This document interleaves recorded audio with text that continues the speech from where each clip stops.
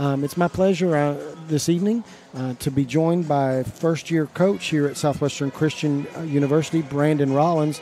Of course, Brandon's no stranger to Southwestern. In my opinion, one of the most underrated players while he played here. It's been a minute, I think, since you. How long was it ago when you played? It's been 7 years. Oh now. man, yeah. I'm getting old. That doesn't seem possible. But Brandon was here and started on varsity and did a great job. He was never the fastest or the tallest, but he was always in the right spot at the right time and made some major contributions. Graduated from Southwestern and then went on to be an assistant coach, the main assistant coach, I guess, there at Mid-America University, alongside Josh Gamblin, also an alumnus of Southwestern.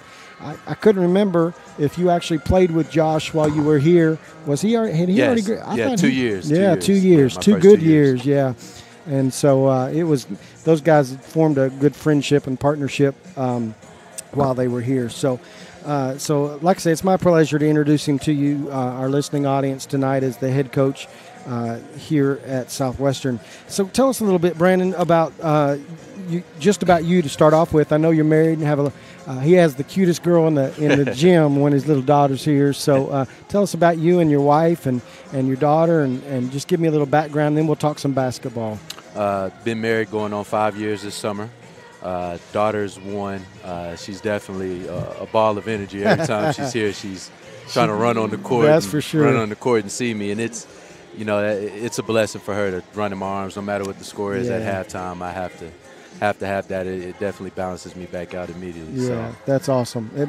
It kind of puts everything in priority, doesn't it? It does. Basketball's important, but not nearly that important. Not even close. Man, I was so competitive. I was over the top competitive. I got myself in trouble sometimes being so competitive until I had my own boys, and then it just changes everything. It doesn't matter so much. So, I think to everybody's maybe a little bit surprised. I don't know that anybody expected in first year for the guys to come out with some of the recent history to come out as strong as they've come out. They're currently 9-2. I think that's a testament to you, honestly, that you were kind of a stabilizing force for them really early. In the early days here as a coach, was this what you expected? What were you looking at when you came in? I don't think you can ever kind of quantify what being a head coach is. Yeah. I've been coaching, going on now for 8 years, and just that one chair over it's huge, isn't it? It's huge. Constant thought in the team, and just being over control over so many people is just it's a big difference, but it's a blessing. Yeah. Trying to manage all those relationships can be a challenge. Yes. Huh? Yes. Trying to figure out how to pull the best out of each kid. Right. It's tough. Right. But getting to know them, I do think that my age gives me an advantage at still being relational. Yeah. I'm not too close to their age, but I'm also still connected. I'm not too far removed. So I truly believe I'm in a sweet spot right now. Yeah. Definitely got blessed with some amazing talent, especially so late in the year to kind of get the job in the summer. Yeah, because you didn't really get a chance to do much recruiting. Right, not at all. My first signee was July 4th. Oh, wow. Yeah, that's late in the game. Yeah, July 4th. And, once he signed, it just kind of seemed like, God just kept blessing left and right. To kind of get to where we are today. And I think, we're starting to find ourselves as a team. I'm definitely starting to find myself more as a coach. And we can kind of see that. We can feel that, every day. Yeah. So in your evaluation right now, what's the strong suit of your team right now? I would say defensively, positionally defensively. Yeah. We don't cause a ton of turnovers, but when it matters, we can hold a team late in the shot clock. Yeah. We're currently right now, I believe, 9th in defensive rebounding. Yeah. So there's some stats here that are pretty impressive. You're holding teams to just under 30 or 39% shooting from the field. That's huge. Yeah. And we're first in the nation in free throw percentage right now. And that's been huge for us, especially the last 2 games, Langston and Central, where it's kind of a messy game, a slow game, a ton of foul calls. For us to execute on the line and continue to do that has definitely been huge for us. Yeah, I hear you. That's important. Like you say, against Langston, that was big. There were 58 fouls, I think, called in that game. So if you don't hit your free throws, you lose. Right. So what are some of the goals? I know we're kind of in the really deep part of still early in the season, but this is the tough part of the season. It can kind of get long here and tiring. What are your goals right now? Our goals is just to build every day. Yeah. I feel like we had a great week of practice.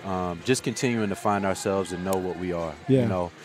We do have some talented guys, but that doesn't always mean anything. Yeah. So for us to just feel like we've gotten better every day, no matter what the result is, we know that our talent over time will kind of take care of some things. Gotcha. So against Langston, I noticed, and I'll let you go here in just a second. I know you got to get ready for your game, but against Langston, I noticed you were a little bit shorthanded. Right. After we come off the Christmas break, is that going to be the case for the foreseeable future, or we got some guys working some things out? We have 2 today, so we'll be back to our original original number. Good. Which is huge for us. Yeah. Especially tonight. Sagu's extremely talented, extremely athletic. So this won't be a team we'll be able to out-athlete. Yeah. So we need the bodies. So. Yeah, I think from what I've seen early on, it really, for you, it really comes down to guard play. Mm-hmm. Whether your guards are on the floor and you have enough of them.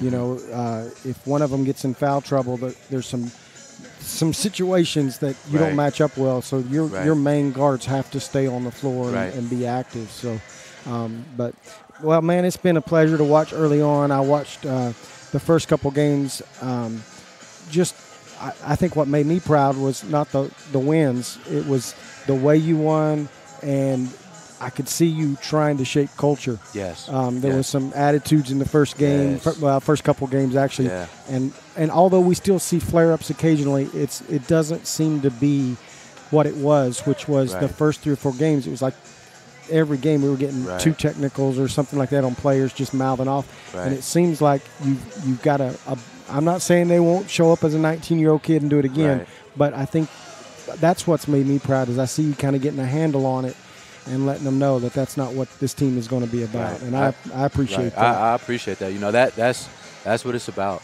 Yeah. Making sure that I don't give them any room to kind of create bad habits. Yeah. Or build on habits that they may have had. Yeah. So that's when we talk about building, it's more than just on the court. Sure.